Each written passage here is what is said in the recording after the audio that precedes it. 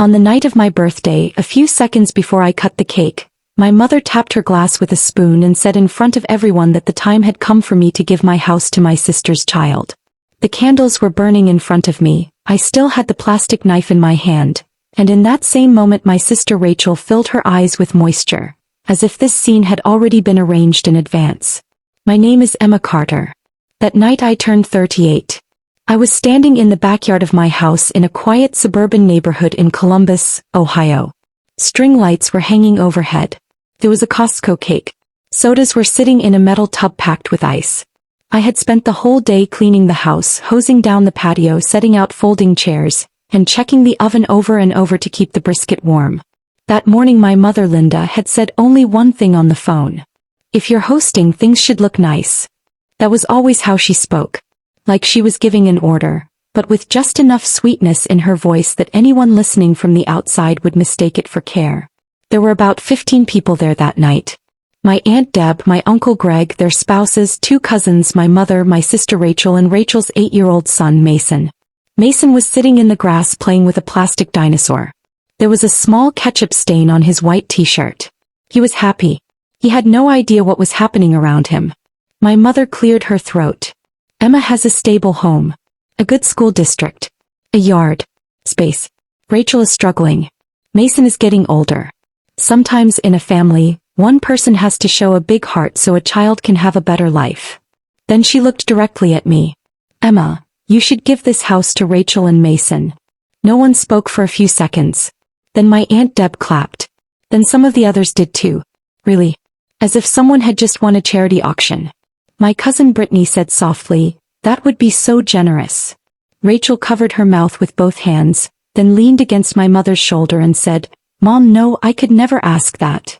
But she was not asking. She was taking. That was the difference. I set the plastic knife down on my plate and asked in a flat, steady voice, "Why would I give up my house?" My mother answered immediately, "Because you're alone. You could live in an apartment. But Rachel is a mother. Mason needs stability."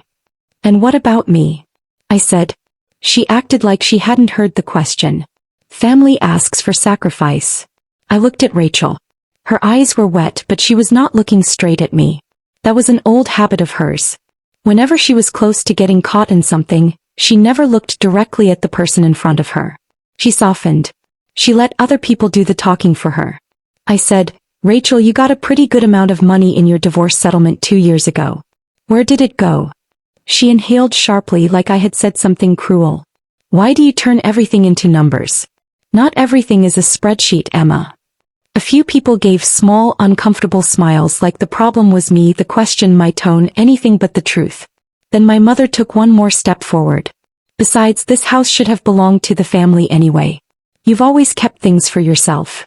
That was a lie. A clean, cold, open lie. I had bought that house myself. 6 years earlier. With my savings. With money from my nursing shifts. With what was left after my divorce. I had made the down payment. The mortgage was in my name. I paid the taxes. I paid for the roof repair. I still had the bills from the basement waterproofing. Not one person had contributed a single dollar. I said quietly, "This house doesn't belong to the family. It belongs to me." My mother's neck went stiff. "Have you really become this selfish?" I had just opened my mouth to answer when my phone vibrated on the table. Just one small buzz. I looked down at the screen. Martin Hale. My lawyer. 3 weeks earlier I had spoken to him about a title alert. Strange notices had started coming from the county records office. At first I thought they were spam. Then I got a letter saying someone had accessed my property file. Martin told me he would check into it and let me know. I had not told anyone in the family. I wanted confirmation first. I opened the message. The county rejected the quitclaim deed. Invalid notary. Signature mismatch. Filing email belongs to Rachel Bennett. Call me now. Nothing exploded inside me. It was not like that. Everything simply snapped into place. The backyard lights. The frosting on the cake. Rachel's fake tears. My mother's speech. All of it connected in a straight line. I lifted my eyes from the screen and looked at my sister. Then I said, "Rachel, why did you submit a forged deed for my house to the county?" Silence. Total silence. Brittany said, "Oh my God, under her breath. Uncle Greg pushed his chair back. My mother spoke right away. What kind of nonsense is that? I did not hold the phone up for everyone to see. I only angled it toward Rachel. The county filing email was yours. Fake signature. Invalid notarization. That's what my lawyer just told me. All the color drained from Rachel's face for 1 second, then came back. No. I didn't do anything. This is a misunderstanding. I said, did someone else use your email? She did not answer. My mother stepped in immediately. Even if she looked into something, that does not mean. Submitting a forged deed is not looking into something, I said. For the first time that night, my mother stopped hiding her anger. You are embarrassing this family. I answered just as directly. You tried to take my house first, and then you tried to pressure me into handing it over on my birthday. Now you're worried about embarrassment. At that moment, Mason had wandered over near the cake. He said, Aunt Emma, can I have the blue piece? His voice was so normal that for 1 second I could almost have laughed. All the adult's filth was passing over his head, and all he cared about was icing. I said, yeah, baby. Just 1 minute. Then I called Martin. The call was short, but it was enough. He confirmed the filing had happened, the notary information was fake, and the submission had been traced. He told me that if I wanted, he already had a cease and desist letter ready, along with a property interference notice and a fraud complaint. He also told me the filing note said that a family agreement already exists. I ended the call and asked only one question. Who wrote the family agreement? This time Rachel did not even pretend to dab at her eyes with a tissue. She just stood there. My mother gripped her wine glass hard and said, you are taking this way too far. I said, you already took it too far. The party died in that exact moment. There was no official announcement. People just started picking up their plates. Some would not look at me. A few said awkward things like, let's all calm down. Aunt Deb, who had been clapping a few minutes earlier, was now saying, we don't know all the facts. I remember thinking, I just gave you the facts. The problem is that the facts are not on your side. After everyone left, I stood alone in the kitchen. There were paper plates in the sink. A streak of icing had dried on the patio table. Mason's little green dinosaur was lying near the bushes. I opened the fridge and the cold air hit my face, but I was not hungry. I spread my papers across the dining table and the pattern started to come into focus. Maybe it had been there for years. Rachel had never looked like someone who was taking something. She had always made it feel like you were giving it willingly. She is 3 years younger than I am. Pretty. Soft-spoken. The kind of woman who wins people over in less than 5 minutes. When we were kids, if she forgot her homework, my mother called the teacher. If she fought with a friend, somehow the other child was always at fault. If I was upset, the answer was, you're strong. Handle it. If Rachel was upset, the whole atmosphere in the house changed. Curtains closed. Voices lowered. Special dinner. Concern. Pain. In our house, being strong was never praise. It was permission for people to use you. When I was in nursing school, I used to sleep in the library after my night shifts because there wasn't enough time to go home and come back. During that same period, Rachel blew through her credit cards for a baby shower. My mother asked me to help, temporarily. I did. I never got the money back. When my divorce happened, my ex left me with debt, emptied out the account and moved to Arizona with another woman. 1 week later, Rachel asked me to co-sign the deposit on her apartment because, as she put it, you're better with paperwork. When I bought my house, my mother walked from room to room talking about possibilities. This room could be a nursery. The basement could be a playroom. The backyard could have a swing set. I was single at the time. I laughed and said, for my imaginary children? My mother shrugged. Life changes. Or maybe the family will need it someday. Only later did I understand that sentence. Over the last 2 years, the signs had become clearer. At Thanksgiving, Rachel casually said Mason would fit so well in your school district. At Christmas, my mother said, single women don't need this much space. One day I came back from Target and found my mother on FaceTime with one of her friends, walking around my backyard and saying, a trampoline would fit perfectly here. At the time, all I felt was irritation. Not danger. Maybe that was my mistake. I kept telling myself it was entitlement, not crime. But a forged deed is a crime. And when someone cannot get what they want through social pressure and moves on to paper fraud, that means the plan has been sitting there for a long time. That night I pulled out my file box and went through the title documents, insurance papers, mortgage statements, tax receipts one by one. Then I found a sticky note from about 2 months earlier, tucked inside a folder. It was in my mother's handwriting. Ask Emma for deed copy again. Say insurance. Difference. That was the reason she had used in March when she asked me to email her a scanned copy of the deed. I had sent it. Why wouldn't I? She was my mother. That was the night I decided this would no longer be a family conversation. It would be a documented matter. The next morning I went to Martin Hale's office. He worked downtown in an old brick building. The reception area smelled like burnt coffee. He reviewed my papers, printed the title alerts, took the sticky note and saved my voicemail. Rachel had called at 7:14 that morning. Emma, before you do anything stupid, call me. We can fix this as sisters. I told Martin, she is using the language of sisters, but what she did was stranger-level fraud. That same day we sent 2 letters. One to Rachel. One to my mother. Cease and desist. No unauthorized contact regarding the property. No entry. All future communication through counsel. The language was boring. I liked that. There was no guilt in it. No drama. No applause. Then the family group text blew up. Aunt Deb. This is extreme. Uncle Greg. Lawyers destroy families. Mom, I raised you better than this. Rachel, I never tried to steal anything. I was trying to secure stability for my son. I stared at the screen for a long time before I wrote back.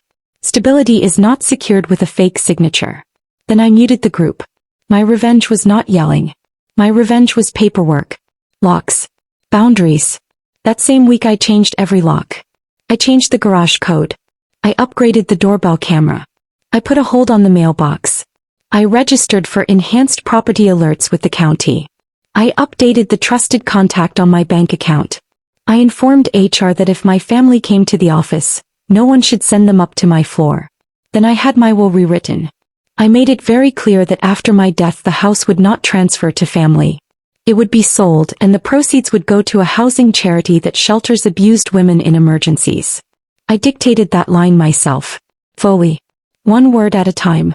2 days later Rachel was standing in my driveway. My camera notification came through and I watched her from my phone. She got out of her SUV, took off her sunglasses and stood there holding school brochures. I did not open the door. I used the intercom. I need to talk to you face to face, she said. No. You're really not going to let me in? No. She gave a short laugh, but there was bitterness underneath it. Wow. So now you're going to play the lawyer game. I said, you started it. She laid the brochures down on the porch. These are the schools. Look at them. For Mason. Try thinking about someone besides yourself for once. I answered, I am thinking about the child. That's exactly why I don't want to teach him that other people's property can be taken through fraud. The softness dropped from her face. You're jealous, she said. Because I have a family. I said, if this is what you call a family, then no, I'm not jealous. She threw the brochures down and drove away. I added those to the evidence box too. My mother took a different route. Guilt. Religion. Reputation. A woman from her church stopped me at the grocery store and said, your mother is heartbroken. I looked down at the paper towels in my cart and said, my title almost was too. She had nothing to say after that. Brittany called and asked, couldn't you just let Rachel rent the place from you? I said, I don't hand spare keys to someone who submitted a forged deed. 3 weeks later Martin told me the county complaint had officially been logged. Criminal prosecution does not happen instantly, but now there was a record. The notary was false. The filing had been traced. The submission email was the same one Rachel used for school forms. There was less and less room for excuses. Then a mediation offer came in.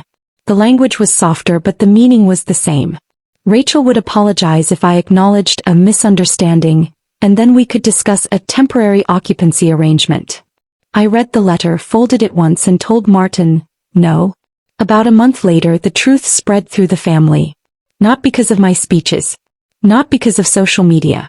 Because of documents. Attachments. Those boring PDFs people ignore until they are suddenly against them. Aunt Deb went quiet. Uncle Greg did not invite me to Christmas dinner, probably as punishment. I did not care.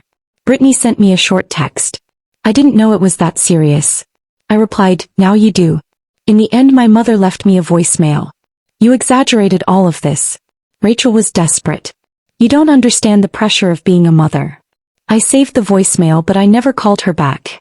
Desperation might explain why someone asks for a loan. It does not explain why someone forges a signature. Motherhood does not entitle anyone to another person's property. I still live in the same house. The porch has been repainted. There are new chairs in the backyard. The garage shelves are finally organized. The cheap birthday candles I half burned that night are still sitting in the kitchen drawer. Sometimes at night after I lock the front door, I stand in the hallway for 1 second. The house is quiet. The fridge hums. Somewhere above me a vent clicks. And I know this piece was paid for. Defended. Protected. I do not speak to my mother. I do not speak to Rachel. Once a year I send an anonymous donation to Mason's school. So, none of this was his fault. But after what was done in his name, I am not stepping into another trap for anyone. The strangest thing is that I do not remember the applause as clearly anymore. I do not remember the taste of the cake. I do not even remember my mother's speech word for word. What I remember is the small vibration of my phone. That buzz. Then the message. Then the color draining from Rachel's face. Then my mother's voice changing. Then the silence, the kind of silence in which no one called me selfish for the first time, because the truth was in the room and all of them were smaller in front of it. That night they thought they would make me fold in front of everyone with guilt. I did nothing dramatic. I opened my phone, read the message and asked one question. The documents did the rest. And maybe that is the coldest, cleanest comfort of all. In the end my house was not saved from me by a scream or a dramatic speech or some emotional plea. It was saved by facts. By signatures. By records. By the moment I stopped looking at my family as family and started looking at them as witnesses. That was enough for me. If this story kept you hooked, please take a second to like the video, subscribe to the channel and turn on notifications so you don't miss the next one. Your support truly means a lot. Thank you so much for watching all the way to the end and I'll see you in the next story.